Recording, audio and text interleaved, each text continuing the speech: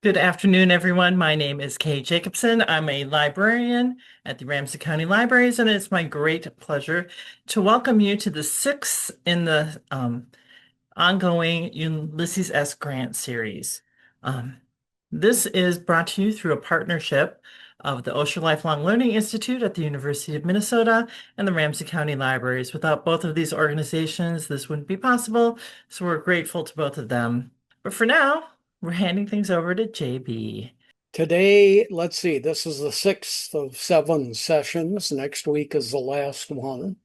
We have been talking about Grant during his presidency, and that was from 1869 to 1877. He served two full terms. And today we're going to begin by talking about his relationships with Korea. So Korea relationships. Here's a map of Korea. In Grant's day, you can see the entire nation was not subdivided. Today, it's divided about here, with the northern half having a separate government from the southern half. U.S. setting up a democracy type government in the South, and communists are in the north of Korea today. Uh, Korea did not have trade with any other nations. They were very isolationist. Leave us alone. We don't want anything to do with anyone else. Grant didn't like this. He wanted to open Korea up to trade. He sent in 5 U.S. Navy ships to the area. They had a total of 1,200 troops on board those 5 ships. And there were 3 items that they wanted to accomplish.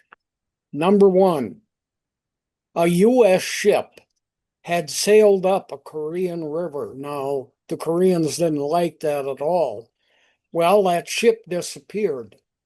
That was in 1866, 3 years before Grant took office. So the real question I've got at the bottom is, what was the U.S. ship doing in a Korean river? Somebody was maybe trying to open it up already. Here you can see there's some major rivers throughout Korea. Number one is this very large river here that forms the border with China. And number two is a short river up here. Here's a third, fourth. Then in the south of Korea, there's a fifth. Here's a sixth river, seventh river, eighth, and ninth. So we will see what becomes of all this. Second item, these 5 ships that Grant sent into the Korea to look at their border and maybe travel up a river. They second goal was negotiate a trade treaty. We want to trade with these people, so get that taken care of, and establish political relations. Korea could send diplomats to the U.S., vice versa, have open talks, etc. In other words, the whole thing is about opening Korea up to everything, economics, politics, so forth. So you got these 5 ships in Korean rivers now. Lots of damage was done by these 5 ships to Korean properties. The ships were on the river and they could fire in at buildings along the river.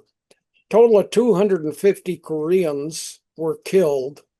3 U.S. naval men were killed on board these ships. So just 3 U.S. losses compared to 250 Korean losses, both among soldiers and civilians. Korean expedition failed, however. No treaty was arrived at that would open up trade. No treaty was arrived at that would create political contacts. Next major item, 1869 to 1877, is known as the 6 Years' War, which actually started the year before Grant took office in 1868, and it ended in 1878. Let's take a look at some introductory material. This 10 Years' War involved Cuba, the island group that reaches almost into the Gulf of Mexico and is in the Caribbean Sea. Here's a large map. You can see the U.S. is north of Cuba. To the west is Mexico. To the south is South America. You can see Jamaica, big tourist country there just south of Cuba. And here's a close-up of Cuba. And you can see the Bahama Islands are north of it. Here's Haiti and the Dominican Republic, Jamaica. The Cayman Islands are located here. And this long, narrow island is Cuba. And the capital of Havana is very close to the western end of Cuba. U.S. gave support to Spain, not the rebels. Now, this 10-year war is going on. In Cuba, there was a group of rebels that got formed. We want Spain out of here. We want to control it ourselves, the people that are living here. So U.S. gave support to Spain, not the rebels. And here's Spain in Europe, south of France, north of Monaco in northern Africa. And here's a larger map of Spain, France to its north, and on the west end of it is Portugal, and the famous Strait of Gibraltar located here, a very narrow opening. Makes it very easy to control who gets in and out of the Mediterranean Sea. That's a factor in why the United States would be supporting Spain. Grant called for the abolition of Cuba, of slavery in the island of Cuba. And this was an anti-Spain move. Spain controlled Cuba. They favored the slavery. They had not outlawed slavery yet. Here's a book on the topic, Slavery and the Forensic Theatricality of Human Rights in the Spanish Empire. But holy mackerel, look at this. On Amazon, they're all, the paperback, the hardcover, are all over $100. Forget it. Third major item is, we've already hinted at, but the lack of support for rebels by the United States. The United States supported Spain. The reason was we wanted to protect the trade agreements that we had with Spain, and those trade agreements were very supportive of United States corporations who wanted to be able to get in and out of the Caribbean Sea area where there was lots of sugar, tobacco, etc., that U.S. companies could trade for. So the Virgin, and that's the whole case with this 10 Years' War concerning who we sided with. That's the introduction. Second part of the 10 Years' War is the Virginius incident. The Virginius was a ship pictured here in this drawing, and they were taking men. Now, this is a privately owned U.S. ship, and it's supporting the rebels. They figure, these private industries in the United States, we can get a better deal from the rebels than we've got from Spain, maybe. So you've got privately owned ships owned by major U.S. corporations, the Virginias among them, that are not agreeing with U.S. policy. Spain intercepts the ship, doesn't like it. There's 53 men on board, sailors. They are all killed without trials. Of the 53, 8 were United States citizens that were killed. So the United States doesn't like this, and they don't like that Spain did this, even though it was a private corporate ship from the United States siding with the rebels, unlike the United States that was siding with Spain. So the opinion across the U.S. is let's take action against Spain. They've killed 8 of our sailors. And there were lots of calls for war among some politicians, but especially private U.S. citizens calling for war. So Grant sends U.S. warships into Cuban waters. And here's a picture of some U.S. warships from that time period. You can see they are sailing vessels. Here's a mast. All the sails are down on this vessel. So, President of Spain apologizes. Sorry about the deaths of the 8 Americans on board that private ship, but we didn't want any support for the rebels. Second major item, 8 families of the citizens killed. Spain gave each of them $10,000. By inflation in 2026, that's $252,000 for each family. So that's a sizable chunk of money in the late 1860s, early 1870s. 2 of 2 continued. 8 families, $10,000 each. Total of $80,000 was given to the families of the 8 men that were killed. In 2026, by inflation, that's about a $2 million, a little bit more than a $2 million payment that was made by Spain. Grant presidency. Hawaiian trade agreement. The United States is really expanding. I mean, here we are, we've talked about 3 things that involve trade, and corporations are growing like crazy from the end of the Civil War to 1900. The United States basically was nothing but small businesses up to 1865.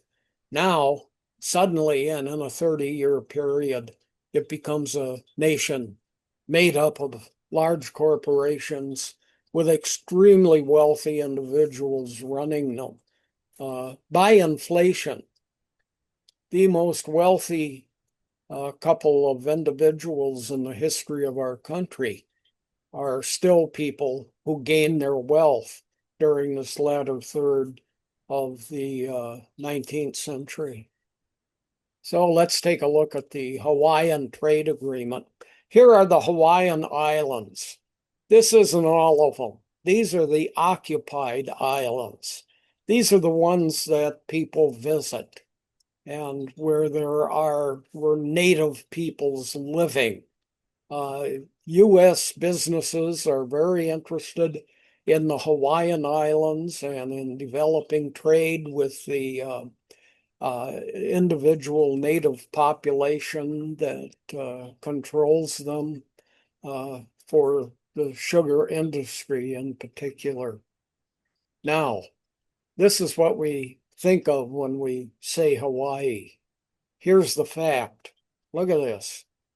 It's 137 islands in the Hawaiian island chain. Virtually all of these islands out here are uninhabited. I had a sister, she and her husband, they would like fly in to one of these inhabited islands. Then they would take a ship up here to an island with nobody on it, and it'd have a beach, pitch a tent there, pitch a tent there.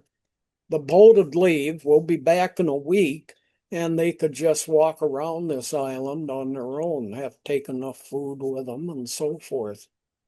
When you take a map of all of these Hawaiian islands, all 137 of them, and you impose it on the southwestern United States, it runs all the way. Here's Louisiana, from Louisiana all the way to California. This is a huge chunk of ocean. Here is the Hawaiian chain in the ocean. Here you can see land. This is the Bering Strait up here. This is Russia.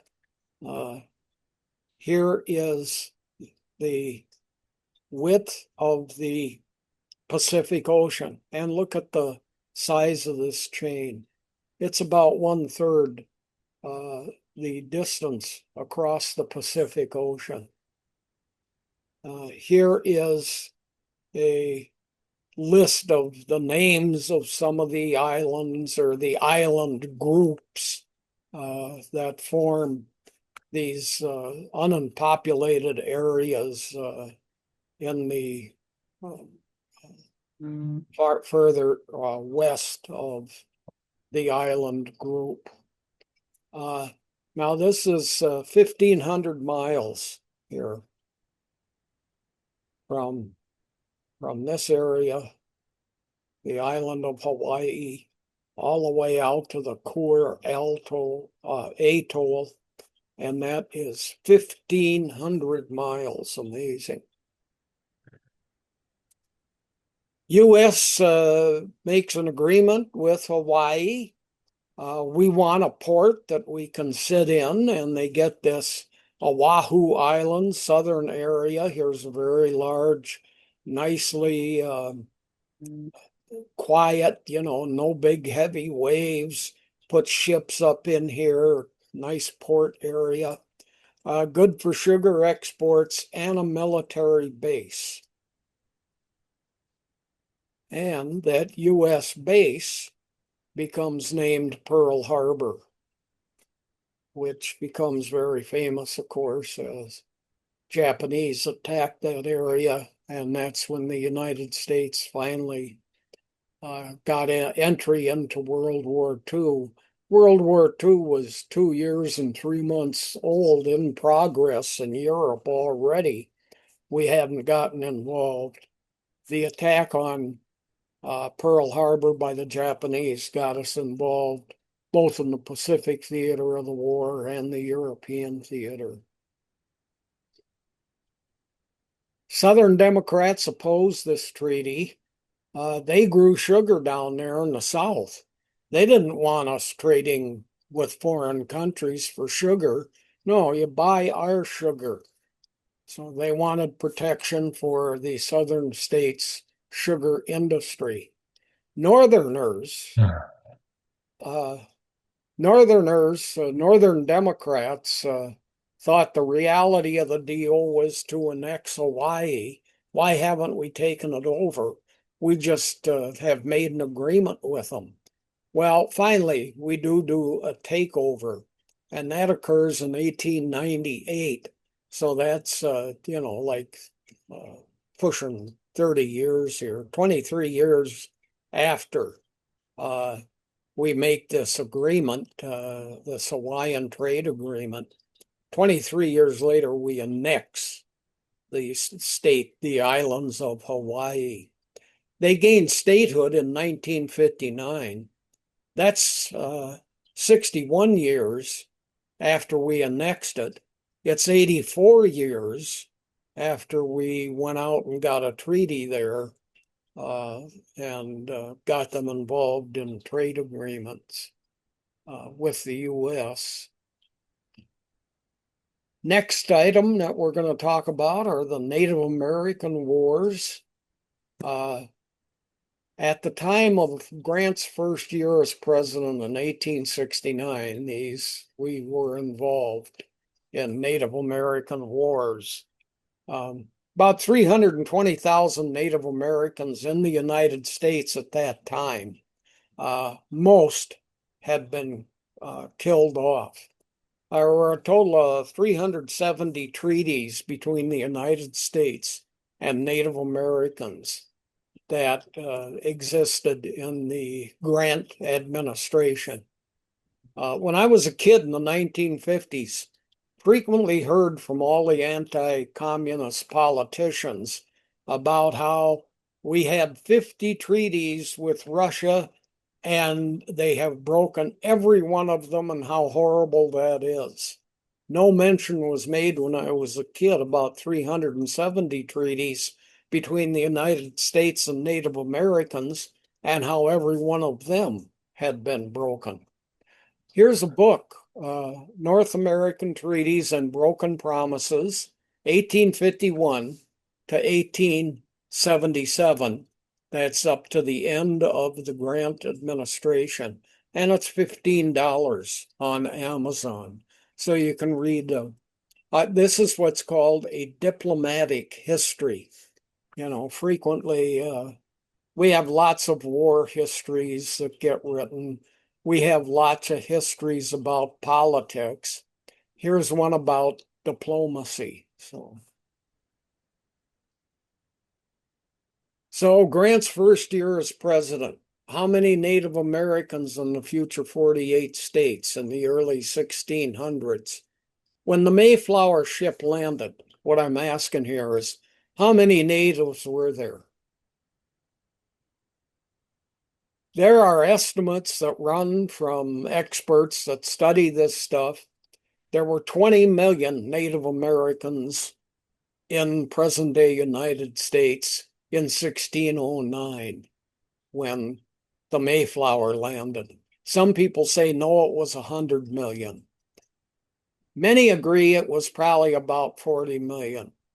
Okay, we get to the Grant administration, and there's 320,000 Native Americans in what is today the present-day United States. Whoa! What happened to the 39,680,000, 40 million, or 39,680,000? What happened to them? It was genocide. Multiple wars from roughly 1860 to 1890, and literally millions of Native Americans killed off. So let's say 40 million Native Americans. Under Grant, there's 320,000. That's a death rate of 99%. Today, that number of Native Americans within the continental United States has increased to 750,000. So that's about 98% of the number of Native Americans that were located in the continental United States when the Mayflower landed. Concerning race, we're going to look at 6 items here about Grant's beliefs and policies during his presidency. The first one deals with race. Grant had no belief in any superiority of one race over another. They are all of equal abilities. Where does race come from?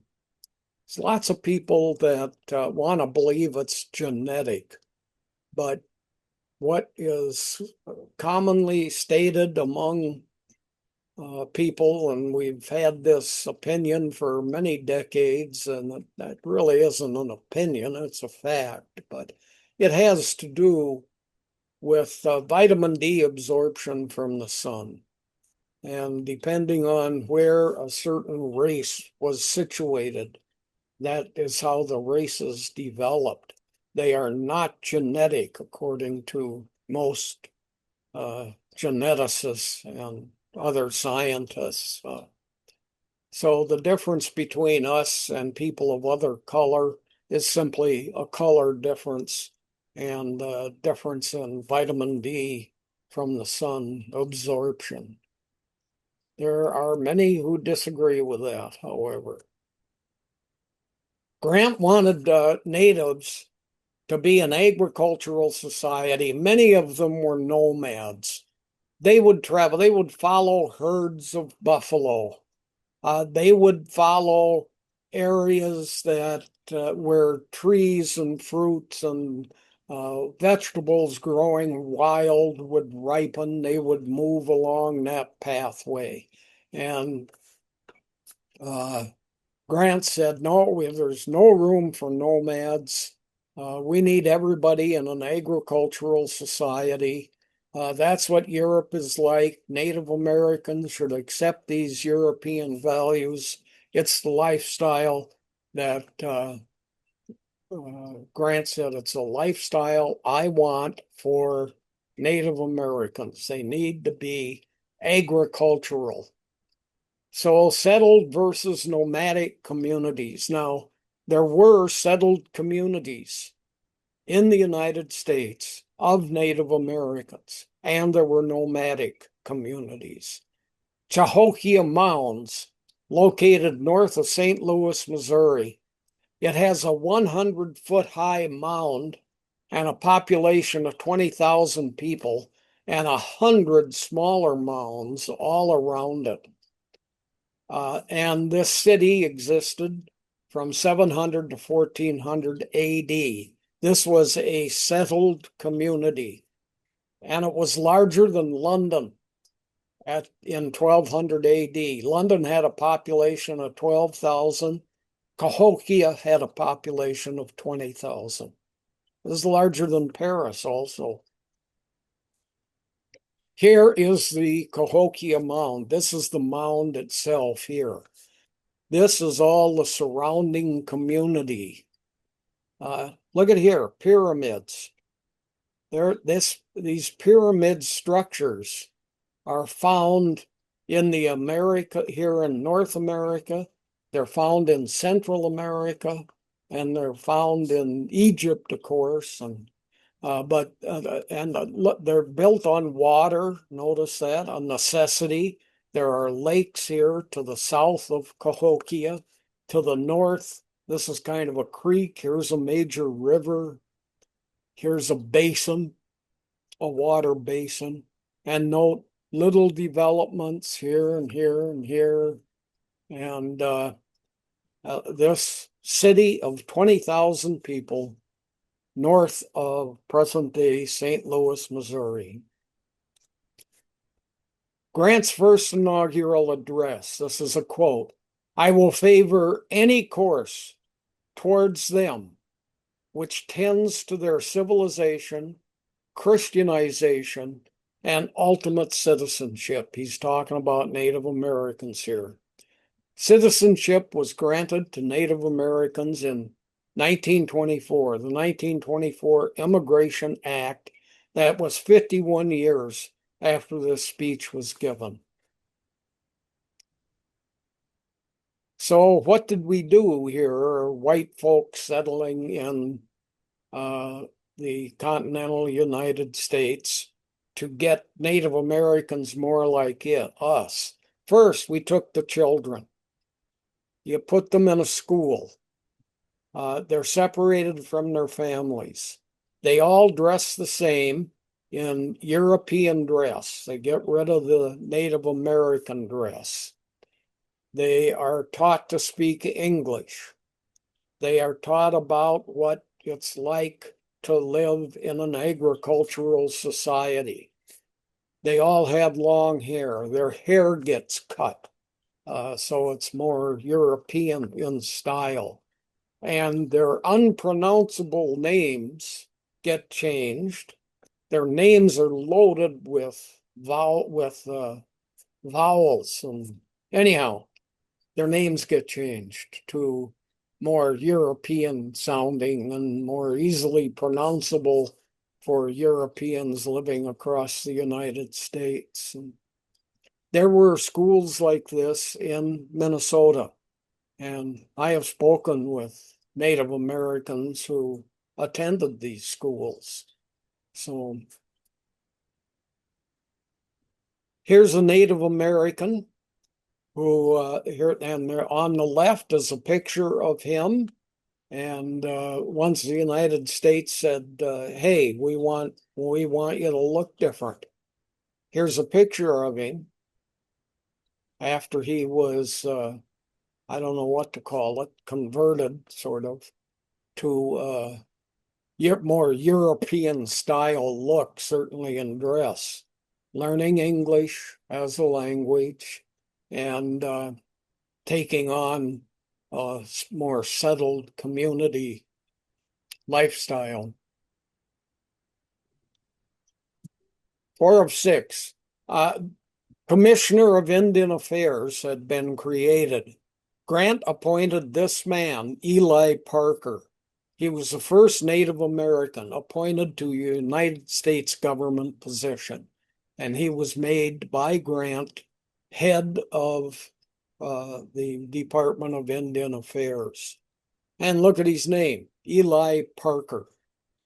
Sounds European, certainly not Native American in style. 5 of 6.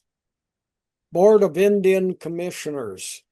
That was created by Grant during the first year of his presidency. Congress approved of it.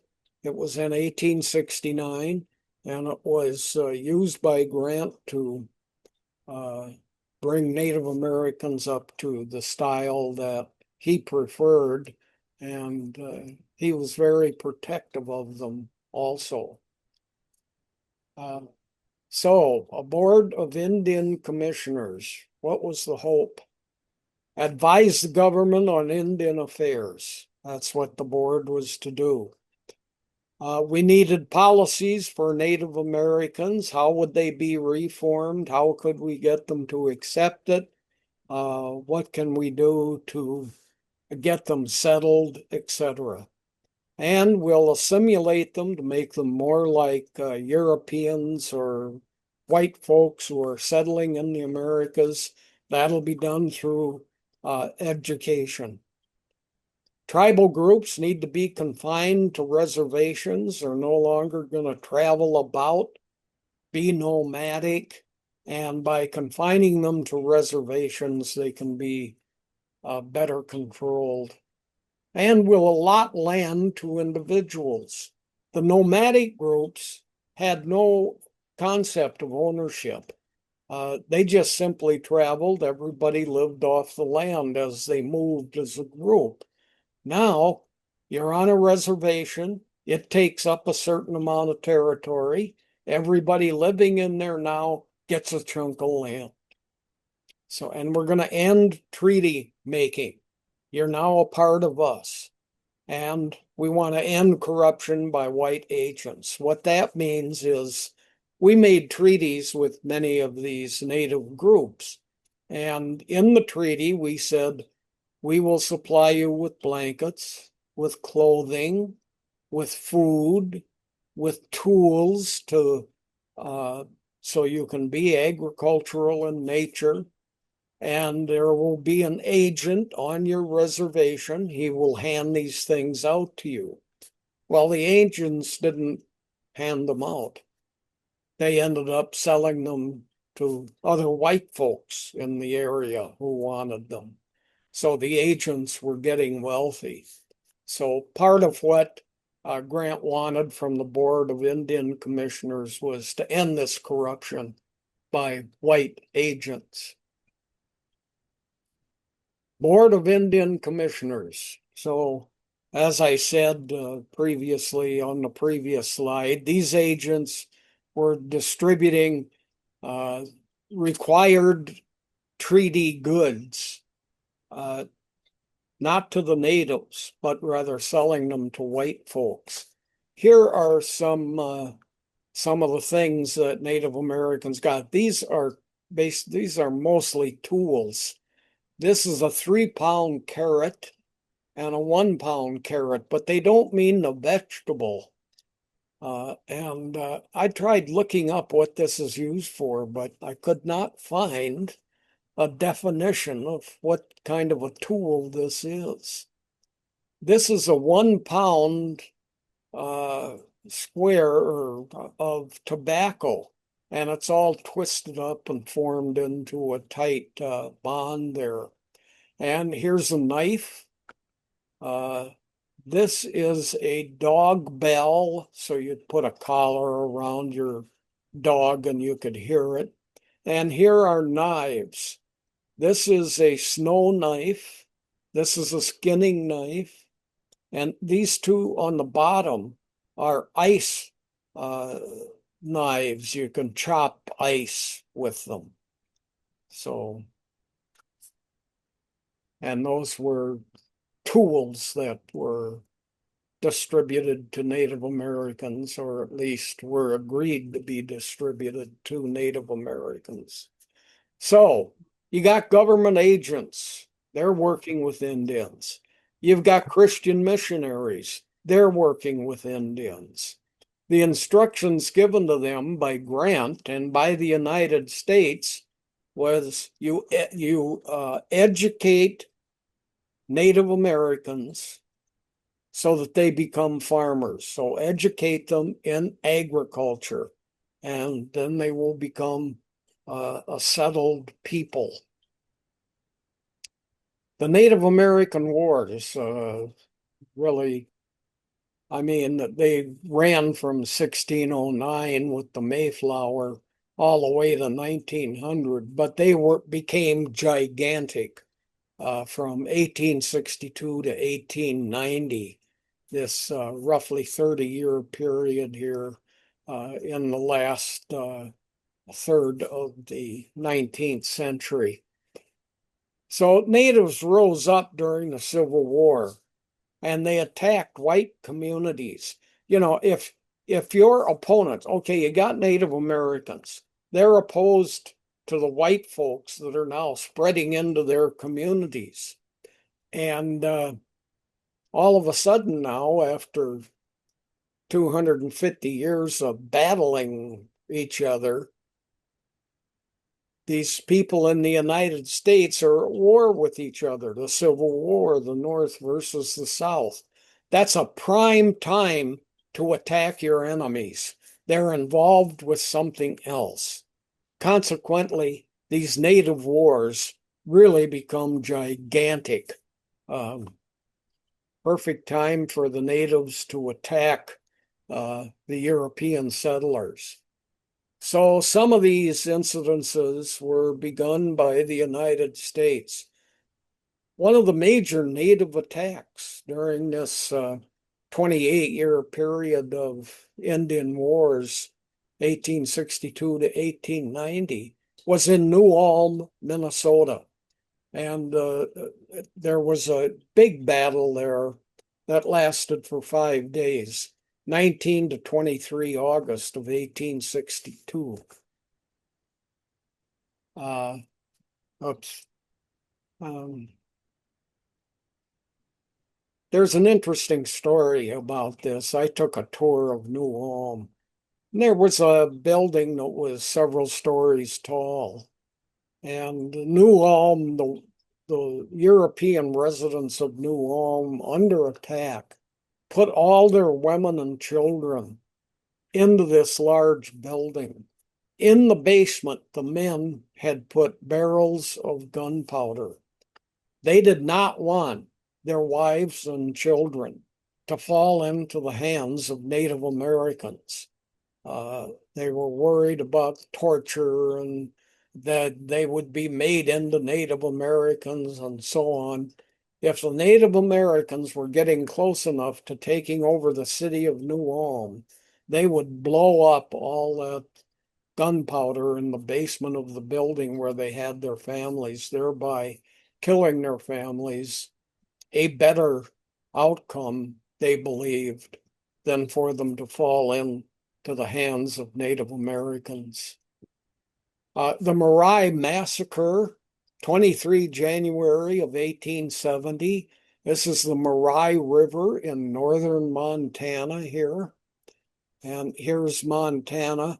And you can see it's made up. There are Sioux tribes way down here outside the state of Montana today. Here are Crow. Here are Mandan, Anishinaabe, Blackfeet.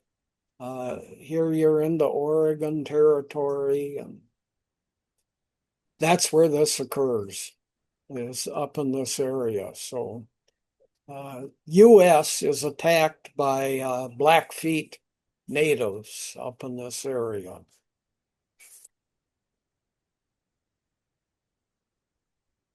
Skeleton Cave Massacre. This took place in Arizona, and it was the 28th of December, 1872. These are during the Grant administration.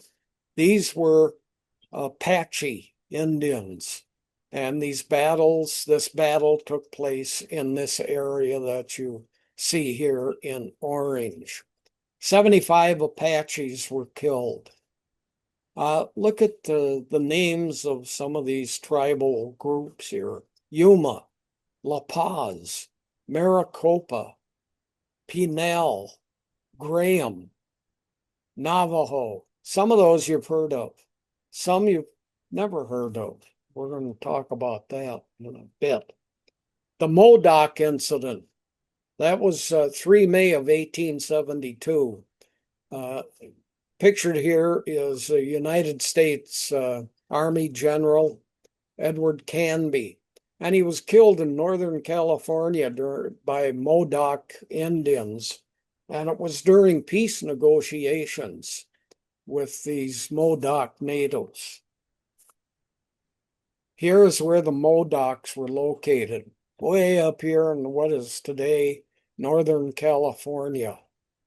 And here's where the Modoc War occurred over a 2-year period of fighting.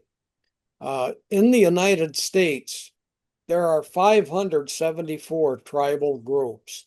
Most Americans have heard of only a few of them. Let's take a look. Here's Yuma. That's not an uncommon one. Serrano, Iuka, Miwok, Karuk, Yuki, Pomo, Esalen. Lots of groups that we've never heard of.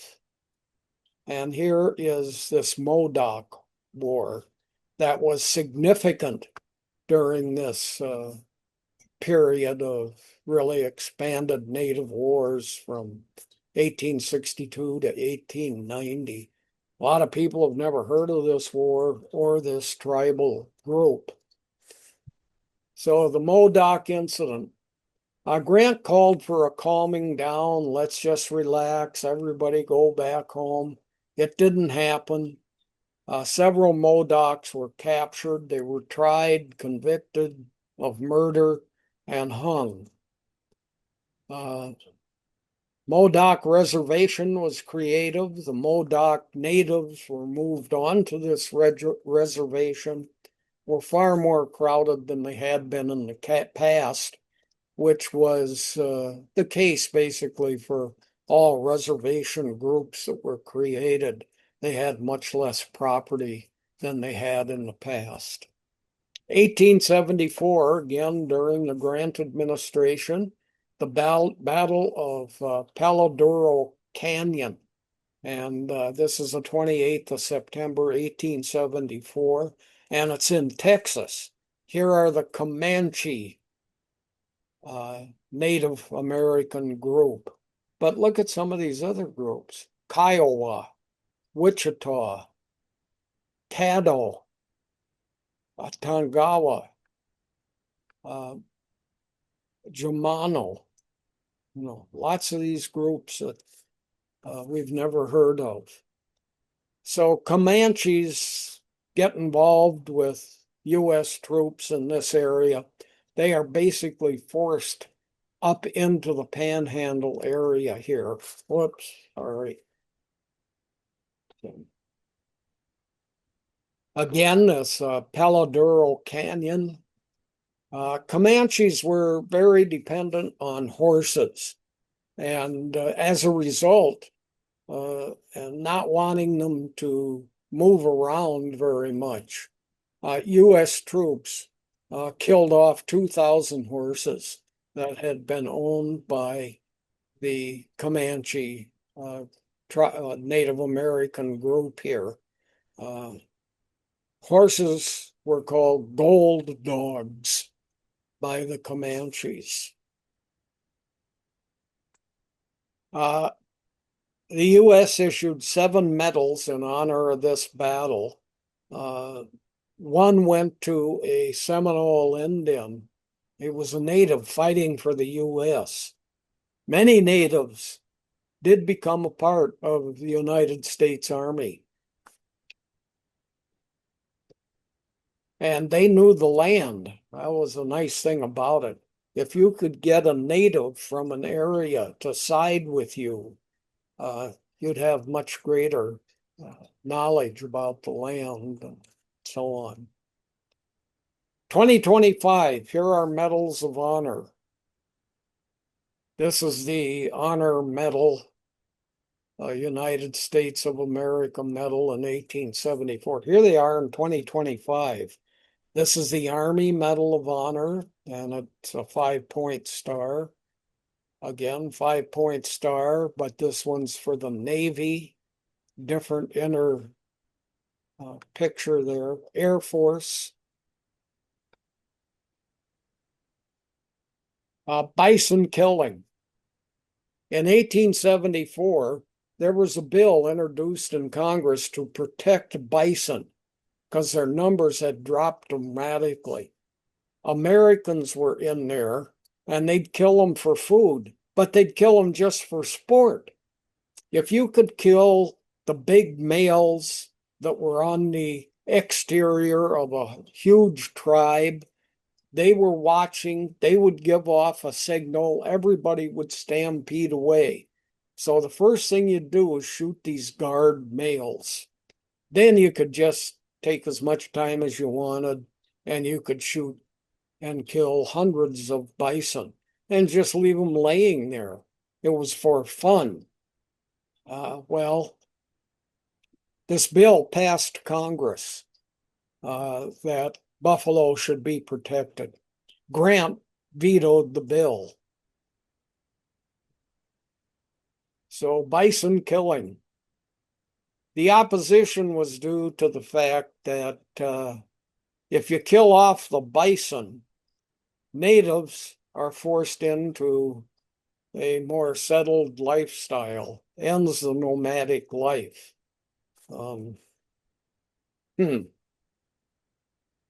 Black Hills Gold Rush starts in 1874.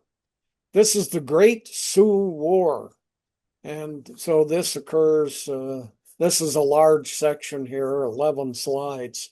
Gold is discovered in South Dakota. That's Sioux land. They call themselves Dakota in part. They're Dakota natives. It's where the name North and South Dakota comes from. And here's a picture of people of European ancestry, and they're mining for gold that was found in native territory in the Dakotas. Here's a photograph that was taken of people that had come into the Dakotas in order to mine gold. These are European ancestry folks. They set up tents and have a mining operation nearby. And, what critics say is this is white folks trespassing on native land during the Black Hills Gold Rush. Now, here's the Black Hills. You can see they're in South Dakota, far in the west, and a major portion of the Black Hills are in Wyoming. And Grant told the native chiefs in this area that you've got to allow white people to come in here into the Black Hills. Some chiefs agree and some don't, and they start preparing for war. We want you out of here. The people, the natives who set themselves up for war against white people coming in during the gold rush are led by Sitting Bull. And here is a photograph that was taken of Sitting Bull. Side note here, Native Americans migrate. There were no people in the Americas 40,000 years ago. We were empty continents, empty of humans. Native Americans migrated into the Americas from Asia. Well, we know that because DNA stuff, blood. The Native Americans have the same two blood types as Asians. This was figured out before DNA tests. And they have the same epicanthic eye fold as Asians do. Dried chile. The chile guajillo, ancho chile, and chile de árbol are three of the most popular chiles in Mexican cuisine, and each of them brings something unique to the salsa. Start by cooking a big old base of tomatoes, onion, and garlic. Now use a ratio that... I don't know what that was about. Anyhow, that never happened when I was going through the slides at home, but somebody tried to give us a voice. Here's a map of what happened and how the Americas got settled. Here's Asia. Native Americans came out of Asia. Now, from about 18,000 to 40,000 years ago, there were several ice ages. During these ice ages, ice was locked up on land. That's water. Consequently, the oceans were less deep. As a matter of fact, here in the Bering Strait, where you cross from Asia into Alaska, there was so much water loss that this was land. Everything you see in green was land during the ice ages. So Asian peoples could walk across here. They could migrate and come down further south. And of course, created these gigantic civilizations in Central America and South America was Incas, Mayans and Aztecs in Central America, building these huge pyramid-like structures. And by the time you get down into South America, there are also settlements of Asian peoples, Southern Asian peoples, coming from island groups in the South Pacific and landing in the southern part of South America. And cities they created are no longer on land. They have been discovered in the ocean. So the Ice Age, water's locked up on land. You got a free walk from Asia into the North Americas, and all these land masses are in green. Grant's second statement to natives: speak English. Assume the white folks' lifestyle, both in language, in settled communities that are agricultural in nature.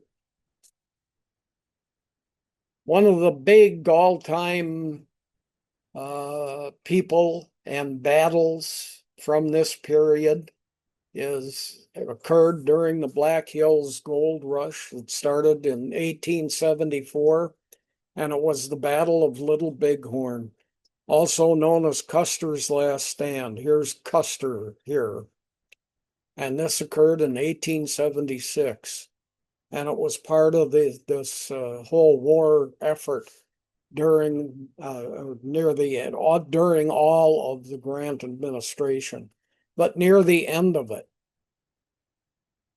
You know, why do we remember Custer? There were bigger massacres of U.S. armies by Native Americans than Custer's Last Stand. Custer's wife, there's a very interesting book about why do we remember certain incidences? Why do we remember certain people? And in this book, the author contends it's because certain incidences and certain people had advocates. They got advertised. And that's what happened with Custer. Custer's wife outlived him by 50 years. She hired two historians to write history books about her husband after he had been killed. She got every time a newspaper would write an article, she'd send a letter to that newspaper if the article was about her husband. She would claim, oh, no, that what you stated was false or this or that. She had groups of people all across the U.S. who would send her these articles. And so Custer had an advocate for 50 years, his wife. Black Hills Gold Rush, Great Sioux War. Many in the U.S. called for retribution to be visited upon the Native Americans, the Sioux tribe. Grant said no retribution because of the death of Custer. He said it was Custer's fault. Well, what did Custer do? Custer advanced his troops, and he advanced them very rapidly, and he was ahead of most generals. So he had 300 people, and there were thousands more a day behind him. He didn't have enough troops to fight, and yet he got involved in a fight. He advanced rapidly, outrunning big material like his cannons, for instance. He wanted national attention. That's why he was doing this. He wanted to become famous from coast to coast because this is 1874. He wants to be president of the United States. He wants to gain a presidential nomination from one of the major political parties for the 1876 election. Northern Minnesota natives, let's do south. Southern Minnesota natives. They're called Sioux, but that's the name white folks gave them. What'd they call themselves? Ossetie Sacoan. And there were three groups, Lakota, Dakota, and Nakota. Northern Minnesota natives are called Chippewa and Ojibwe. They called themselves Anishinaabe. I've had students from these groups. One young woman started a school in northern Minnesota.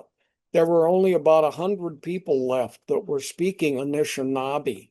She brought several of them in to work in the school, and they got native children to come in, and they taught them the language. And over a 7-year period, they increased Anishinaabe speakers from about 100 to over 1,000 people. But anyway, it's interesting. Most of these names, I mean, Europeans walked into a village, I think it was in Illinois, and there were people were wearing clothing that was made from fox skins. There were foxes that had been killed and were being eaten. There were images of foxes. So they were called the Fox tribe, but they had another name that they used for themselves.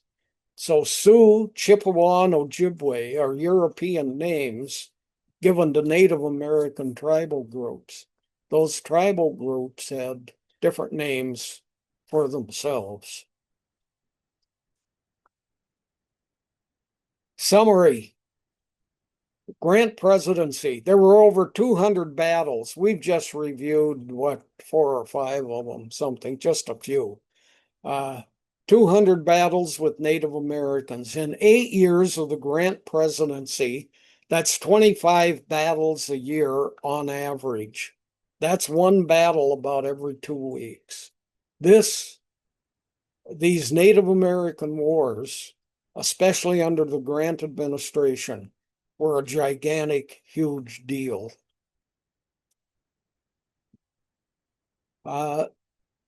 Summary 1 of 3. No respect for native lifestyles. They got to convert. They've got to become agricultural. You can grow all of this. Well, not here in the Midwest, but you can grow these fruits and vegetables and get yourselves settled. Secondly, missionaries share blame. This is what a lot of historians have written. Conversions were inappropriate. You ended up getting a lot of fighting between different sects, Catholic groups and Protestant groups.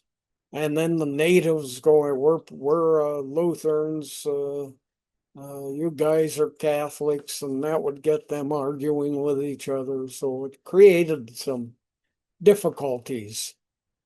By the way, those schools that the federal government sponsored and supported and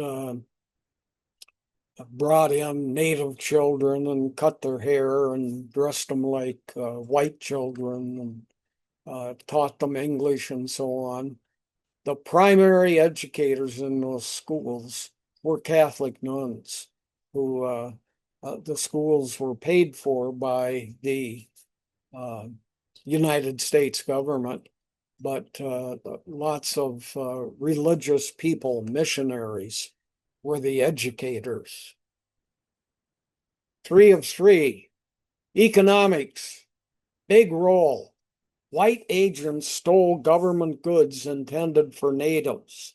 So natives who were promised clothing appropriate for the area they were living in and goods. Here are white folks, white agents, and they're fulfilling in part the treaty agreements.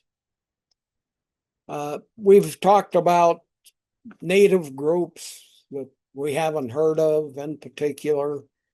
This is a book I have, Atlas of Indian Nations by Anton Truer. He lists 574 native groups in the United States. Amazing. In Alaska alone, there are 227 native groups. That's 40% of all the native groups in present day United States. Or in all of the 50 states today, there were 574 groups, with 40% of them being in Alaska. So 574 native groups in the United States, includes Alaska. There were none in Hawaii. That leaves 347 native groups in the 48 contiguous states, not Hawaii, not Alaska. There were 7 native groups in Minnesota. Here's a poster. Oops. Here's a poster. Shows you native groups. Now, there's no natives in these nations. There were in these states. There were at one time. And these are all federally recognized groups in each of these states. Here's Hawaii. Here's Alaska up here. This means none today.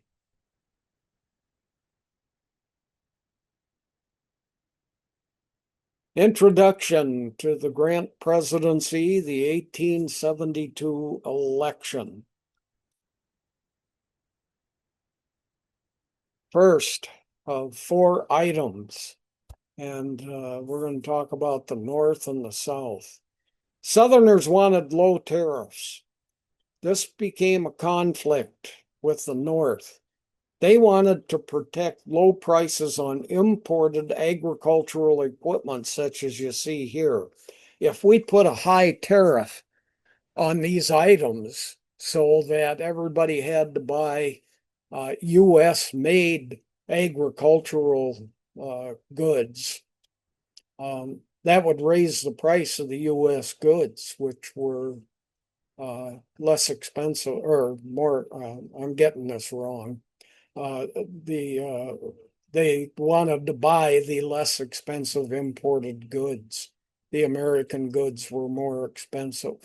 So if you put a tariff on the imported goods, you'd have to buy the American goods. Raises the prices on stuff. So Southerners didn't like tariffs. Northerners, they wanted high tariffs because they manufactured a lot of these agricultural equipments for the United States. More sales for the North if European goods have a higher price due to tariffs. I typed in high because I wanted something about high tariffs. This killed me. Here's what I got. Drugs. Holy mackerel. High. I should have said high tariffs. 2 of 4.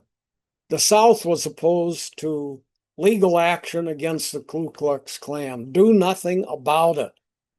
The North wanted action against the Klan and other groups that were white supremacists. Radical Republicans in the United States Congress, who'd been elected from the North, also wanted action taken against these anti-black groups in the South. Southerners also wanted federal troops withdrawn from the South. Northerners worried troop withdrawal would lead to the South rising again. So here we got these conflicts between the North and the South, mostly tariffs, mostly groups in the South that were maintaining slavery, basically, for black people, and then the troops. You got troops here, they're keeping us down. We want to be rid of them. The North says we need to keep them there, or the South will rise again. The South wanted literacy tests in order to vote, and they passed these tests. The South made it illegal. Now, slaves couldn't read or write. You can't get an education. Now we're going to give you a literacy test and you can't read or write. It means you can't vote. There were also poll taxes. You got to pay $2 a year in order to vote. Well, they never collected it from white folks. If black folks would come to try to vote, they'd be given these tests, which were impossible almost, or they would be told, well, you failed it. And you have to pay a tax. So you'd have to pay to vote. Here's a literacy test from the state of Louisiana right here. Let's take a look at a couple of questions. It's hard to read, but in the first circle below, that's this one. Write the last letter of the first word beginning with L. Okay, in the first circle, that's this one. Below, write the last letter of the first word. Okay, I looked through here for a letter that begins with an L. There it is, last. Okay, the last letter is T. So you put a T in there. Cross out the number necessary when making the number below 1 million. So you got a 1 here with a lot more zeros than a million. So you got to cross off zeros till you make this into 1 million. Draw a line from circle 2 to circle 5 that will pass below circle 2 and above circle 4. So you got to go like this. And then what do you do in here? But you got to be above 5. So you can see this is what it was about in part. So education had been denied to freed slaves. Funding was minimal. uh, for education throughout the 1900s or into the late 1900s. Now, the Mississippi Summer Project in 1964. I'm going to tell you some stories. People would be trained, blacks would be trained to pass these literacy tests in the state of Mississippi. They'd go take the test, they'd pass it because they'd gotten the training. Then they'd hand them, as I told you before, a Japanese newspaper and they were told to read the headline. Well, they couldn't read Japanese. But they would also be told, okay, there's a poll tax. Now, we've had this poll tax in existence for 60 years. You've been able to vote for 40 years. Now, the poll tax it was $5 a year. You've missed 40 years of payment.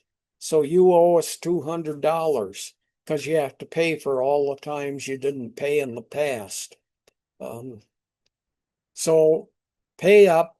And of course, these people didn't have $200. So they would not get to vote in the 1964 election.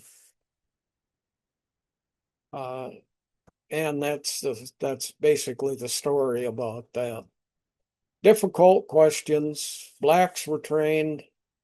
Newspaper headlines killed them, and huge poll taxes that they had to pay from way back into the beginning. Can I start this section or do we have tons of questions? We've got about 7 so far. Oh, well, I'd say let's do the questions. Huh? Okay. Let me quit this. Oh, okay. There we are. Okay, let's get to the Hello. beginning. Okay, we're going to go back to Grant's policy with Korea. Um, Someone's wondering, because wanting to establish trade, what things would Korea have had to sell to America in terms of trade? Yeah, I've wondered that too, and I don't know. Uh, but it could be goods, not foods. Uh, and um, Grant had traveled around the world. He and his wife took 2.5 years after his presidency was over. And that really got a lot of interest in Asia, especially for food products, because Americans had never seen these kinds of foods that they had in Asia.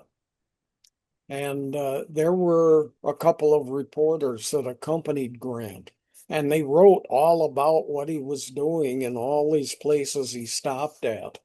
And the newspapers picked up these articles about Asian foods in particular. But I think there were probably lots of other things also. And there were lots of goods, especially from Japan, that started getting imported into California. And they were just simply different kinds of knives and so on. But I really couldn't find anything about Korea.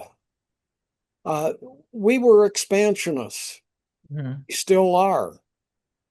And more than anything, we were interested in making sure that we could trade with anybody. And once we got an agreement to do that, we could figure out what they had that we wanted, or we could get their people to start manufacturing what we needed or growing what we needed. So, Okay. yeah. Okay. Also, um, someone goes, there's a great Korean series called Mr. Sunshine that does highlight the U.S. boats entering Korea, plus later incursions by Japan. That's on Netflix. It's also, you can purchase it on Amazon, but it is a really good series showing Korean going to America, becoming part of the Oh, military, and then coming back to Korea. and Um, Mr. Sunshine. Well, I have Netflix, so I'll look that up. Sounds interesting. yep. So thanks for Oh, the again, person who brought that one up. yeah. Okay. Now also then looking at Cuba, did many Americans travel in the Caribbean Sea at this time? Um, I don't know what the numbers are.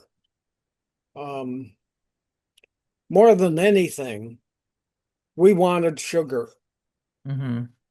and that was grown in Cuba, in particular. But tobacco was grown in those countries, in the Caribbean and the Gulf of Mexico, and as was pineapple, fruits in particular. And, um, so Right. And it wasn't so much about how many Americans were traveling there, but right. people loved people today really like going to Cuba. We closed down Cuba. I told him my mother was from Canada. I'd mentioned this in an earlier lecture.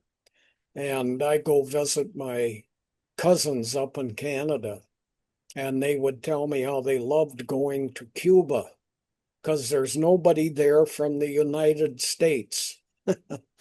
And so there's travel there. And I mean, of course, there was, especially ships that would trade goods or pick up fruits and so on. And of course, they were loaded with crew members at the very least, even if it wasn't tourists. Hmm. And those crew members would be given time off on land and uh, that were hauling goods out of that area and into the United States. But I have no idea about the numbers or Okay. how many people were doing it for fun. Right. It would be all the different islands would be under different controls of, different countries and all trying to establish some kind of trade with the Yeah, different, occupied by that's just like a whole, which leads into this next one, the Virginius, where we had those American soldiers killed. Um, do you know what other countries were on that ship? Non-American sailors, where were they from? I don't know. Okay. No, I think some were probably Europeans that had not gained U.S. citizenship yet, and um, others may have been from places where that ship sailed, and they would bring them on board. Some of these sailors would die. You get a couple of sailors that die, the next port that U.S. ship lands in, they're going to take some people who are natives to Jamaica and say, hey, you're now a part of our crew. They were being kidnapped um, and forced into labor. And they'd say, well, we'll pay you something and so on. So it could have been a lot of people out of the Caribbean and Gulf of Mexico area. Could have been people uh, in nation states. But Britain controlled a lot of islands to the east of the United States, east of Florida, the Bahamas, and so forth. And Hmm. so you'd pick up sailors from a variety of places. Okay. Well, now we're going to pivot to the Native American aspect of things. Someone's wondering, was the word massacre only used when Native Americans killed whites, or was it also used when whites killed Native Americans? Uh, Depends on who was using the word. But yeah, I really don't know about that. If that was, certainly within the United States, it was used to denigrate Native Americans who were Mhm. killing whites. We would say there was a massacre. And, but of course, that's exactly the same thing that whites were doing to Native Americans. And Mhm. so, yeah, you can use it both ways, but I would suspect throughout most of the 1800s, it was used against Native Americans. Yeah. Yeah. Okay. Do we have during the Civil War, do we have any estimates of how many Indian fighters participated? And do we know were they more likely to have fought for the North or the South? Well, I would think that that is something that we could look up. There's probably a number range of Native Americans that fought in the U.S. Civil War. Uh, and, in part, they were looking for some gains. And of course, the United States Army in particular loved having them because they knew the territory, as I mentioned in today's lecture.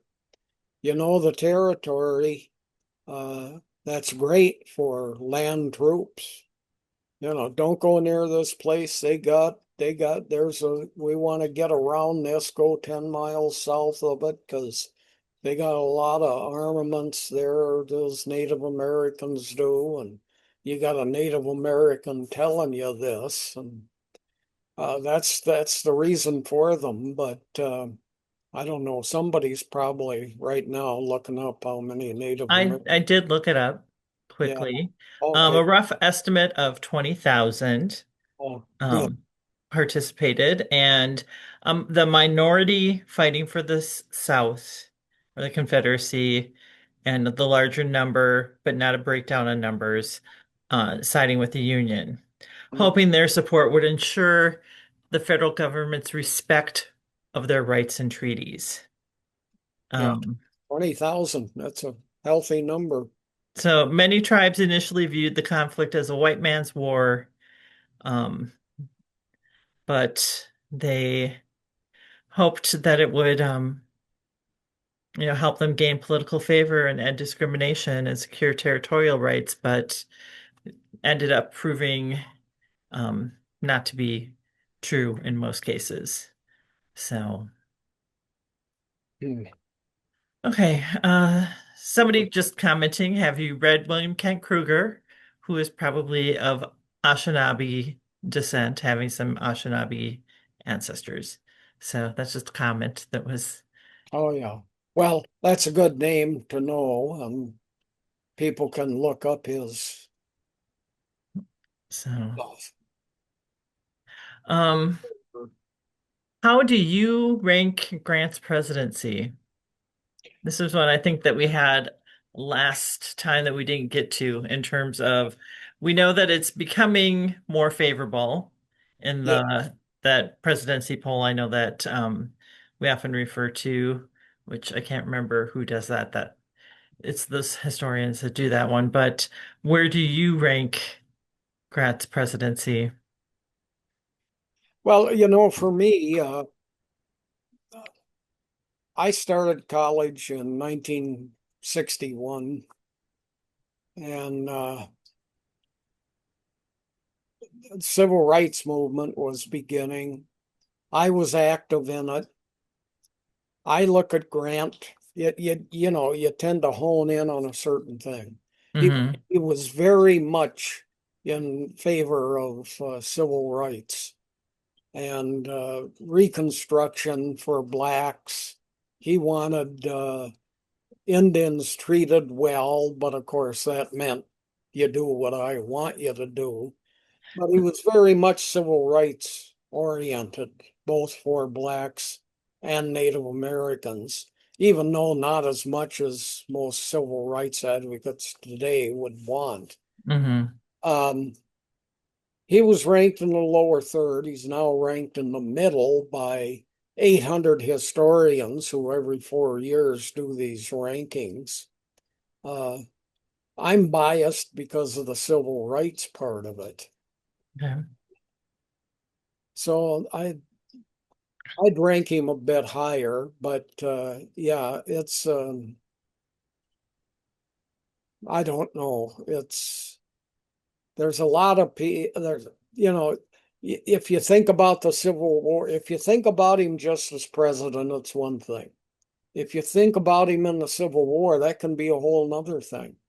He Hmm. fought hard, had tremendous numbers of casualties. Other generals were very critical of him. Lincoln loved him because he fought, even though the casualties were high, and people thought, "Boy, you don't take on battles like you don't fight that way, so that you lose a lot of troops." And so it depends on what you look at. Now, these people that do the evaluations, they look at 20 different items. So they can rank him very low militarily, but very high on civil rights. And And I'm trying to remember, is this the rankings that they do? And I can't remember what the website. I know you had the website. Maybe if you can have that for next week would be good. The Are they just looking during the presidency? Nothing else. I'm trying to remember that. So, because that's a well, factor in terms of how they rank. some of the items there's 20 themes that they rank you on and then rank you generally, you know. Okay. And you can be high and you can be low and you can be medium, variety in that variety of 20 things. By the way, it's Siena, Siena, Siena College that does these rankings. You just type in Siena College in Safari and you'll get these rankings. You'll be able to find them anyway. So anyway, Okay. it varies. I'm just writing here, so while I'm looking off to the side. Okay. Yeah, that's fine. So we are right at 2 o'clock, which Oh, is the end. We have no more questions currently. So, thank you, JB, yeah. for sharing today. And just a reminder that next week is our last session for the spring thing. JB's taking the summer off. He'll be back in the fall.